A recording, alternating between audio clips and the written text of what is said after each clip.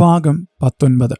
ഞാനും ഒരു അർബാബും കൂടെ ആടുകളും മാത്രമുള്ള ഒരു അന്യഗ്രഹത്തിലാണ് എൻ്റെ താമസം എന്ന എൻ്റെ വാചകത്തെ വല്ലപ്പോഴുമെങ്കിലും മുറിച്ചു കളഞ്ഞത് ആഴ്ചയിൽ 2 പ്രാവശ്യം വരുന്ന വെള്ളം വണ്ടിയും ആഴ്ചയിൽ ഒരിക്കൽ വരുന്ന പോച്ചക്കച്ചി ട്രെയിലറും മാസത്തിലൊരിക്കൽ വരുന്ന ഗോതമ്പ് ലോറിയുമാണ്. ഞാൻ വസിക്കുന്ന ലോകത്തിനെ പ്രപഞ്ചത്തിൻ്റെ ഇതര ഭാഗങ്ങളുമായി ബന്ധിപ്പിക്കാനുള്ള ഏക വഴിയാണ് ഈ വണ്ടികൾ. അതിൽ വരുന്നത് മുഴുവൻ പാകിസ്ഥാനി പട്ടാളികളാണ്. അവരുമായി ബന്ധം സ്ഥാപിച്ചാൽ എനിക്ക് പുറം ലോകവുമായി ബന്ധപ്പെടാം. ഞാനിവിടെ ഒരിടത്ത് ജീവിച്ചിരിക്കുന്നു എന്നെങ്കിലും അവരെ അറിയിക്കാം. അവർ വഴിയാണ് എനിക്ക് എന്നെങ്കിലും ഒരിക്കൽ രക്ഷപ്പെടാനുള്ള മാർഗവും. അങ്ങനെ എന്തെങ്കിലും ഒരു സാധ്യത എന്നെങ്കിലും ഒരു ദിവസം വീണ് കിട്ടും എന്ന പ്രതീക്ഷ എൻ്റെ ഉള്ളിൽ എവിടെയോ മയങ്ങിക്കിടപ്പുണ്ട്. പക്ഷേ എൻ്റെ എല്ലാ സാധ്യതകളെയും അവസാനിപ്പിച്ചുകൊണ്ട് അവർ വരുന്ന ദിവസം അർബാബ് എന്നെ നേരത്തെ മരുഭൂമിയിലേക്ക് പറഞ്ഞുവിടും. അവർ മടങ്ങിപ്പോയി കഴിഞ്ഞേ ആടുകളുമായി മടങ്ങാൻ പാടുള്ളൂ. അവർ വണ്ടിയിൽ വന്ന് ടാങ്കിൽ വെള്ളം നിറയ്ക്കുന്നതിന് കച്ചിയും പോച്ചയും ഗോതമ്പും ഒക്കെ അട്ടിയിറക്കുന്നതിന് സഹായിക്കാൻ മാത്രമേ എനിക്ക് വിധിയുള്ളൂ. എന്നാലും ആ വണ്ടികൾ മസ്രയോടടുക്കുമ്പോൾ എൻ്റെ മനസ്സ് എന്തെന്നില്ലാത്ത ഒരു സന്തോഷം കൊണ്ട് പിടയും. എൻ്റെ ആരോ പ്രിയപ്പെട്ടവർ എൻ്റെ വീട്ടിൽ വിരുന്നിന് വന്നതുപോലെ എനിക്കന്നേരം ഒരു സന്തോഷമാണ്. ഞാൻ ആടുകളോട് പതിവിലധികം സല്ലപിക്കുകയും അവകളോട് ഉച്ചത്തിൽ വർത്തമാനം പറയുകയും ചെയ്യും. പക്ഷെ എന്നെ അകലത്താക്കി ആ വണ്ടികൾ പൊടി പറത്തി ദൂരത്തേക്ക് ഓടി മറയുമ്പോൾ എന്നിൽ നിന്ന് ഒരു ലോകം തന്നെ ഓടി മറയുന്നതായിട്ടാണ് എനിക്ക് തോന്നുക. അന്നേരം ഹൃദയം വാർന്നൊഴുകിപ്പോകുന്നത് പോലെ ഒരു തളർച്ച എന്നെ ബാധിക്കും. യാദൃച്ഛികമായി ഒരു ദിവസം ചുമടിറക്കാൻ ആളില്ലാതെയാണ് ഒരു ട്രെയിലർ വന്നത്. നിവൃത്തിയില്ലാതെ അർബാബ് എന്നെ മരുഭൂമിയിൽ നിന്നും തിരിച്ചു വിളിച്ചു. അതിൻ്റെ ഡ്രൈവറും ഒരു പാകിസ്ഥാനിയായിരുന്നു. എത്രയോ കാലത്തിനു ശേഷം മൂന്നാമത് ഒരു മനുഷ്യനെ ഞാൻ അത്രയും അടുത്ത് കാണുകയായിരുന്നു. അയാളുടെ വിയർപ്പിന് പോലും ഒരു മണമുണ്ടെന്ന് എനിക്ക് തോന്നിപ്പോയി. ഞാൻ താമസിക്കുന്നത് ഏതുതരം ദുർഗന്ധത്തിനുള്ളിലാണെന്ന് നേർത്ത ഒരു തോന്നൽ അപ്പോൾ മാത്രം എനിക്കുണ്ടായി. ഒരു മനുഷ്യനെ കണ്ട സന്തോഷത്തിൽ ഞാൻ അയാളെ ഒന്ന് തൊടുക പോലുമുണ്ടായി.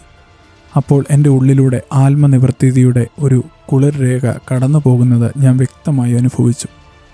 ചുമടിറക്കുന്നതിനിടെ എനിക്കറിയാവുന്ന എല്ലാ ഭാഷയിലും എൻ്റെ ഉള്ളിലെ എല്ലാ സങ്കടവും നിറച്ച് ഞാൻ അയാളോട് എന്നെ ഈ നരകത്തിൽ നിന്നും എങ്ങനെയെങ്കിലും രക്ഷിക്കണം എന്ന് കെഞ്ചി പറഞ്ഞു.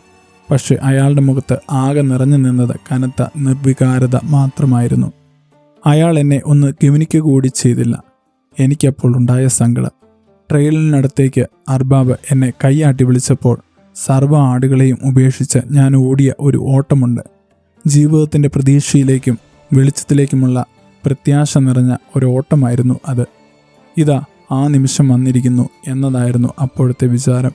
പക്ഷെ അയാളുടെ ഒരൊറ്റ നിസ്സംഗ നോട്ടം കൊണ്ട് ആ പ്രതീക്ഷയെല്ലാം എന്നിൽ നിന്ന് അപ്പാടെ വാർന്നൊഴുകിപ്പോയി. കച്ചിയുടെയും പോച്ചയുടെയും കെട്ടുകൾ തലയിൽ താങ്ങിയിറങ്ങുമ്പോൾ ദയാപൂർവം ഞാൻ അയാളെ നോക്കും.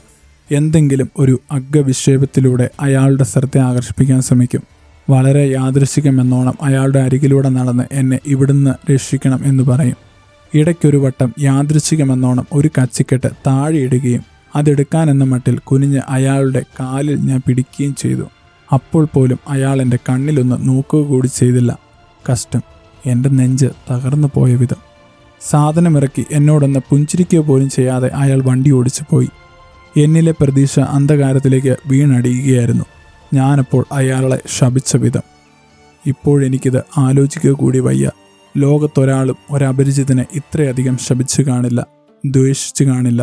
ആടുകളെ തടുത്തുകൂട്ടാൻ മരുഭൂമിയിലേക്ക് തിരിച്ചു നടക്കുമ്പോൾ എൻ്റെ നെഞ്ചിൽ ആഞ്ഞ് 2 ഇടി ഇടിച്ചാണ് ഞാൻ ആ ദേഷ്യം കുറേയെങ്കിലും കലക്കിക്കളഞ്ഞത്.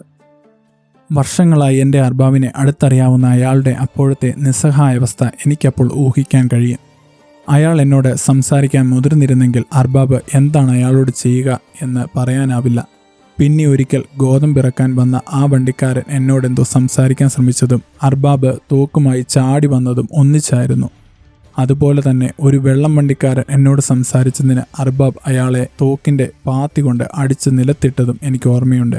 എനിക്ക് മുമ്പേ എന്നെപ്പോലെ എത്ര ആടുകൾ ഈ മസ്രയിൽ പെട്ടുപോയിട്ടുണ്ടാവണം. ഒരുപക്ഷെ അവരിൽ ചിലരെങ്കിലും രക്ഷപ്പെടുത്താൻ ശ്രമിച്ചതിൻ്റെ തിക്തഫലം പാകിസ്ഥാനിയുടെ മനസ്സിൽ തികട്ടുന്നുണ്ടായിരിക്കണം. ഒരുപക്ഷെ എന്നെ അങ്ങനെ നിഷ്കരണം ഉപേക്ഷിച്ചതിൻ്റെ വേദനയിൽ അയാൾ വണ്ടിയിലിരുന്ന് നെഞ്ചുപൊട്ടി കരഞ്ഞു കാണില്ലെന്ന് ആരറിഞ്ഞു. അല്ലെങ്കിലും അയാൾ എന്നെ ഉപേക്ഷിക്കുകയായിരുന്നില്ല എന്ന് വിശ്വസിക്കാനാണ് എനിക്കിഷ്ടം. അന്ന് തന്നെ ഏറെ വൈകിയതിനു മുൻപേ ഞാൻ അങ്ങനെ എൻ്റെ മനസ്സിനെ പറഞ്ഞു പഠിപ്പിച്ചു. ഞാൻ എൻ്റെ പല വേദനകളെയും നീന്തിപ്പോകുന്നത് അങ്ങനെയാണ്. കരുണാമയനായ അള്ളാഹുവേ, നീ എനിക്ക് തന്ന കഠിന ദിവസങ്ങളിലൂടെ നടന്നു പോകേണ്ടത് എൻ്റെ മാത്രം വിധിയായിരുന്നു. അതിൻ്റെ പേരിൽ നിരപരാധികളായ ഒരു മനുഷ്യരോട് ദൂഷിക്കുന്നതും മനസ്സിൽ ശപിക്കുന്നതും ചെയ്തതിന് നീ എന്നോട് പൊറുക്കണമേ. ആദ്യം എല്ലാത്തിനും മസ്രയിൽ ഒരു മുഷട് വാടയായിരുന്നു. ഛർദ്ദിക്കാൻ തോന്നുന്ന തരം വാട. ആടുകളുടെ മൂത്രത്തിൻ്റെ ചൂരും കാഷ്ടത്തിൻ്റെ ചൂരും മൂത്രം വീണ് നനഞ്ഞ പോച്ചയുടെയും കച്ചിയുടെയും വാടയും എല്ലാം ചേർന്ന ഒരു അസഹ്യ ഗന്ധം. അതിന് ഏകദേശം സമാനമായ ഒരു ഗന്ധം ഞാൻ എന്നെങ്കിലും അനുഭവിച്ചിട്ടുണ്ടെങ്കിൽ അത് സർക്കസ് കൂടാരത്തിൻ്റെ ഗന്ധമാണ്. ആടിൻ്റെ പാലിന് പോലും ഉണ്ടായിരുന്നു ആ വാട. ഗുബൂസിൻ്റെ ഓരോ കഷ്ണം പാലിൽ മുക്കുമ്പോഴും ആ വാടകളെല്ലാം എൻ്റെ മൂക്കിലേക്ക് അടിച്ചു കയറും. ആദ്യത്തെ ദിവസങ്ങളിൽ അങ്ങനെ എത്ര വട്ടം ഞാൻ ഛർദ്ദിച്ചു പോയിരുന്നു. എന്നാൽ പതിയെ പതിയെ ആ വാട എന്നിൽ നിന്ന് അകന്നുപോയി. അല്ലെങ്കിൽ അങ്ങനെ ഒരു വാടയെപ്പറ്റി മറന്നുപോയി. പിന്നെ പലവട്ടം ആഗ്രഹിച്ചു നോക്കിയിട്ടും എനിക്കത് അനുഭവിക്കാൻ പറ്റിയിട്ടേയില്ല.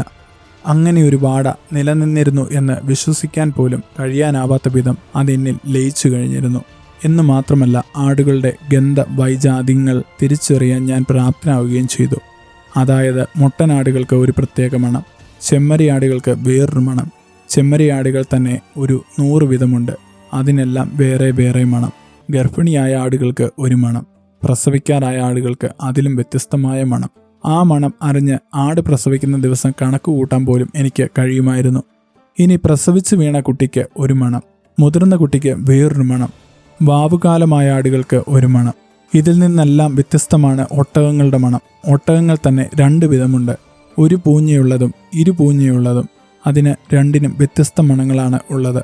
ഒരു മണവും ഇല്ലാതെ ഒരു ജീവിയെ മസ്രയിലുണ്ടായിരുന്നുള്ളൂ. അത് ഞാനെന്ന മൃഗമായിരുന്നു. ഒരു ദിവസം എനിക്ക് പെട്ടെന്നൊരു മോഹമുദിച്ചു. സൈനുവിന് ഒരു കത്തെഴുതണം. എങ്ങനെ അത് അവളുടെ കൈവശം എത്തും എന്നൊന്നും എനിക്കപ്പോൾ ആലോചനയില്ല. എഴുതണം. ഉച്ച ഗുബൂസിനും പച്ചവെള്ളത്തിനും ശേഷം കിട്ടിയ ഇത്തിരി ഇടവേളയിൽ ഞാൻ കട്ടിലിനടിയിൽ നിന്നും എൻ്റെ ബാഗ് വലിച്ചെടുത്തു. അതിനുള്ളിൽ ബോംബെയിൽ നിന്നും വാങ്ങിയ ഒരു ലെറ്റർ പാഡും പേനയും ഉണ്ടായിരുന്നു. ഞാനത് കയ്യിലെടുത്ത് ഒത്തിരി കുത്തി വരച്ച ശേഷമാണ് പേന ഇത്തിരി തെളിഞ്ഞത്. ഞാൻ ആദ്യമായിട്ടാണ് ഒരു കത്തെഴുതുന്നത്. എങ്ങനെ എഴുതണം എന്നൊരു പിടിയുമില്ലായിരുന്നു. എങ്കിലും മനസ്സിലെ വിചാരങ്ങൾ സ്വരുക്കൂട്ടി ഞാൻ എഴുതി തുടങ്ങി. എൻ്റെ എത്രയും പ്രിയപ്പെട്ട സൈനു, ഞാനിവിടെ സുഖമായി എത്തിച്ചേർന്നിരിക്കുന്നു. എന്നാൽ ജോലി തിരക്ക് കാരണം എനിക്ക് ഒരു കത്തെഴുതാൻ പോലും പറ്റിയില്ല. നീ അവിടെ സങ്കടപ്പെട്ടിരിക്കുകയാണെന്ന് എനിക്കറിയാം. വിഷമിക്കേണ്ട, നിന്റെ ഇക്ക ഇവിടെ സുഖമായിരിക്കുന്നു. പാലും കമ്പിളിയും ഉണ്ടാക്കുന്ന ഒരു വലിയ കമ്പനിയിലാണ് എനിക്ക് ജോലി. നല്ല ജോലിയാണ്. നമ്മളൊന്നും ചെയ്യണ്ട, എല്ലാം മിഷൻ ചെയ്തോളും. എനിക്കാണ് കമ്പനിയുടെ മേൽനോട്ടം. എൻ്റെ അർബാബിന് എന്നെ വലിയ ഇഷ്ടമായി. എൻ്റെ ജോലി ഇഷ്ടമായി. എനിക്ക് ഇടയ്ക്കിടെ നല്ല സമ്മാനങ്ങൾ തരാറുണ്ട്. ഇവിടെ വിശാലമായ ഒരു സ്ഥലത്താണ് എൻ്റെ മുറിയും താമസവും. എൻ്റെ കട്ടിലിരുന്നാൽ എനിക്ക് അടുത്ത പ്രദേശങ്ങൾ മുഴുവൻ കാണാം. അത്ര സുന്ദരമായ സ്ഥലമാണ്. പിന്നെ ആഹാരം, ഞാൻ ഇതുവരെ കഴിച്ചിട്ടില്ലാത്ത എന്തൊക്കെ ആഹാരങ്ങളാണെന്നോ അർബാബ് എനിക്ക് കൊണ്ടുതരുന്നത്. ഇപ്പോൾ തന്നെ ഗുബൂസും ചിക്കൻ കറിയും മട്ടൻ മസാലയും കഴിച്ച് ഒരു ഗ്ലാസ് കട്ടിപ്പാലും കുടിച്ച ശേഷമാണ് ഈ കത്തെഴുതാനിരിക്കുന്നത്. ഇത്ര ദിവസം കൊണ്ട് തന്നെ എനിക്ക് വല്ലാതെ തടി വെച്ചോ എന്നൊരു സംശയം. ഇപ്പോൾ ഉച്ചയ്ക്കത്തെ വിശ്രമ സമയമാണ്. ഇനി കുറച്ചു കഴിഞ്ഞ് എനിക്ക് ജോലിയിൽ പ്രവേശിച്ചാൽ മതി. അതുവരെ സുഖമുള്ള കാറ്റേറ്റ് കിടന്നുറങ്ങാം. നമ്മുടെ നാട്ടുകാരായ കുറച്ചു പേരൊക്കെ എനിക്കൊപ്പം ഇവിടെയുണ്ട്. റാവുത്തർ, രാഘവൻ, വിജയൻ, പോക്കർ എന്നിങ്ങനെ കുറച്ചു പേർ. എനിക്ക് അവരുമായി അധികം സഹവാസവും മിണ്ടാട്ടവും ഒന്നുമില്ല. അർബാബിന് അതിഷ്ടമല്ല. അർബാബിന് ഹൂറിയായ ഒരു മകളുണ്ട്. വൈകുന്നേരത്ത് ഞാൻ അവളോടൊപ്പം നടക്കാൻ പോകും. ഞാൻ തന്നെ ചെല്ലണമെന്ന് അവൾക്ക് നല്ല നിർബന്ധമാണ്. മേരി മൈമുന എന്നാണ് അവളുടെ പേര്. ഇതൊക്കെയാണ് എൻ്റെ വിശേഷങ്ങൾ. അവിടെ നിനക്കും ഉമ്മയ്ക്കും സുഖമെന്ന് വിചാരിക്കുന്നു. ഇനിയും സമയം കിട്ടുമ്പോൾ എഴുതാം എന്ന് നിന്റെ സ്വന്തം ഇക്ക നജീബ്. ഞാൻ പേപ്പർ മടക്കി. പിന്നെ കണ്ണടച്ചിരുന്ന് കുറേ കരഞ്ഞു. ആ കത്തല്ല, ആ കരച്ചിലായിരുന്നു എൻ്റെ സത്യം. ആരും വായിക്കാത്ത സത്യം.